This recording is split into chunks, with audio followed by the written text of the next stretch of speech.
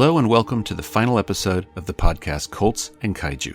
This is Chapter 12, entitled The Prophecy Lingers. I'm your host, Trenton Payne. So we're going to pick up at the end of Episode 9, where Ren is trying to save Shingo from cult zealots. I apologize for Episodes 10 and 11 being in there and kind of keeping you away from the end of the story, but we felt like Episodes 10 and 11 were kind of vital to kind of fill in the story, and plus we had gotten new information at the time. So we're going to pick up right at the end of Episode 9.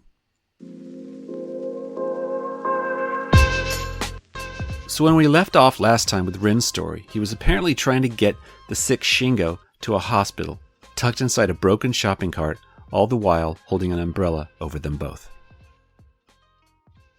Yes, Shingo kept his eyes closed because he didn't want to invoke the stare of the sky god that he thought was a demon. But after a few minutes he passed out, and that scared me, so I pushed the cart faster. It was a bumpy ride.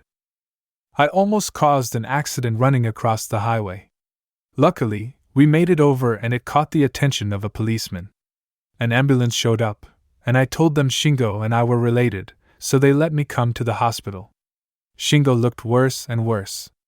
They put an IV in his arm and put an oxygen mask over his face. Here was this old man laying in front of me, probably one of the few people who had a direct connection to my father Jimmy Mizaki. I was starting to cry a little, ashamed that I just stood there at Shingo's place and didn't do anything while those thugs burned it all down. I think given your current state of mind at the time, you're lucky you didn't pass out as well.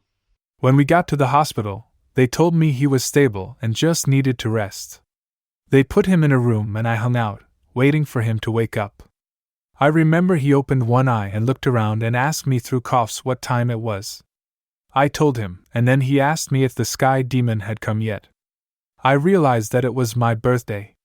After all the confusion and stress of being followed, the drawings on the sidewalk, and everything swirling around me, that I had completely forgotten about it.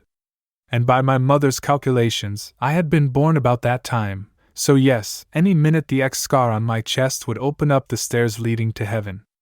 My heart started beating so much I thought I was going to have a heart attack. That's probably about the time I would have passed out. My psychiatrist ran into the room and I felt slightly better. He kept me from falling down and sat me down in a chair, reminding me to breathe. He told me that it was going to be okay, for me to focus on his voice, and that there would be no stairway to the heavens opening.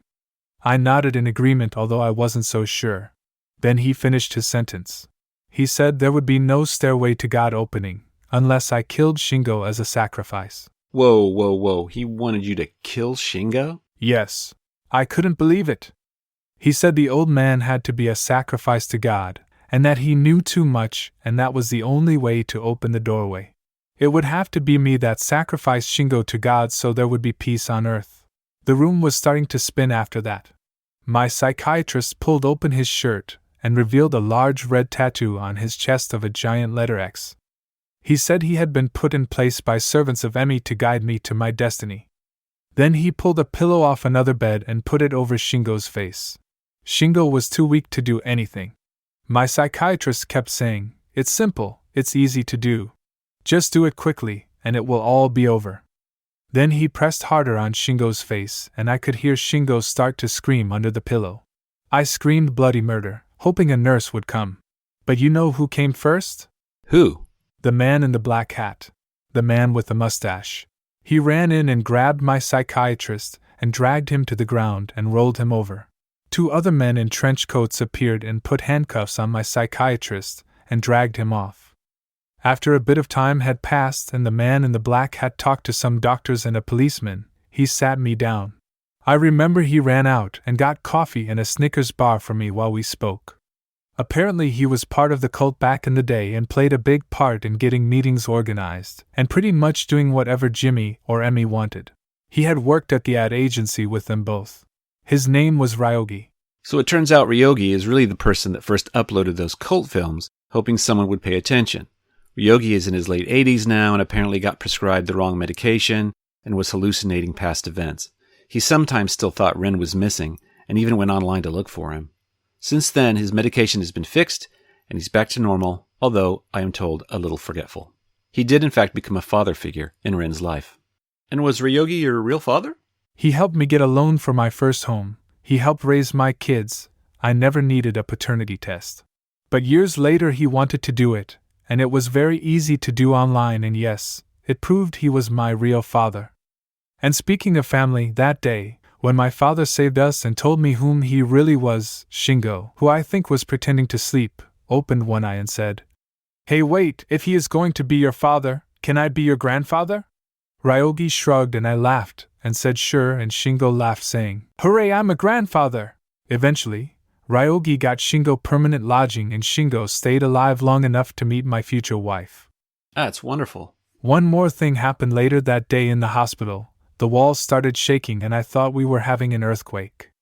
In through the door came my school janitor panting.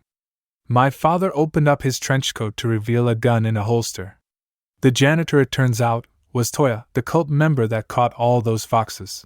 For the first time, I noticed small burned scars on his face. Back in the day, Jimmy must have known his days were numbered because Toya was tasked with being my permanent future bodyguard. Toya entered the room and took a step closer. We all backed up and even Shingo in his bed pushed himself away toward the back of the bed. Toya asks if he missed the steps to heaven. I told him it didn't happen. No portal came out. God didn't come down to earth, nothing. Toya shrugged and said, "Well, maybe the prophecy was off. I come back in a year." Then he walked out, and we never heard from him again. So there you go. That's the story of Rin, Shingo, Emmy, Jimmy, and everyone else. You can see why now we kept their names anonymous. I doubt if the authorities will be that keen to solve an accidental death that happened overseas and never reported, but still, it's safe to be safe. Rin's real father had him diagnosed for schizophrenia, and it was found out that Rin had been hallucinating so much because of the psychotropic drugs his psychiatrist had prescribed him. That, coupled with years of demented grooming by someone Rin thought was a trusted professional, and, well, Rin was pretty messed up. But after a few years of proper counseling and being weaned off all sorts of dangerous drugs, Rin was able to lead a normal life. He even walks around in the daylight now, without an umbrella. And since we finished recording all the podcasts, Rin took down the videos his father uploaded and gave them to us, and we're posting them and the videos we have on our YouTube page for reference to each episode. Since these episodes have aired, nobody else has come forward from the Heavenly Path Church, and the website is yet to come back. Thanks for listening to our podcast. I want to thank Rin and his family for the courage to tell their story, a tale that for them would have stayed buried if it hadn't been for Ryogi's bad medication dredging up the past. I can rattle on about what I think the story means to me, the lessons I took from it, but I think every listener who has stayed with us and supported us through the entirety of the podcast gets to decide and come to their own conclusions. Big shout out to all the fans and family that supported us as we uncovered this mystery day by day, week to week, probably driving everyone crazy with where we thought the story might be headed at any given time. This was a labor of love that took almost a year to fully realize, and we appreciate the patience of those around us during the process. This has been Trenton Payne for Cults and Kaiju.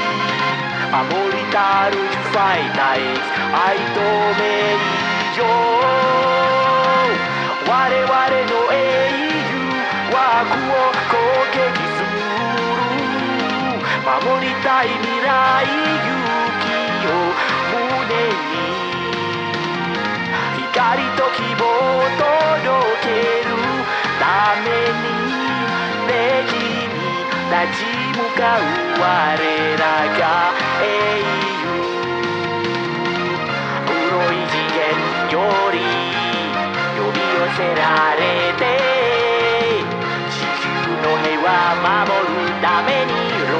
hideout.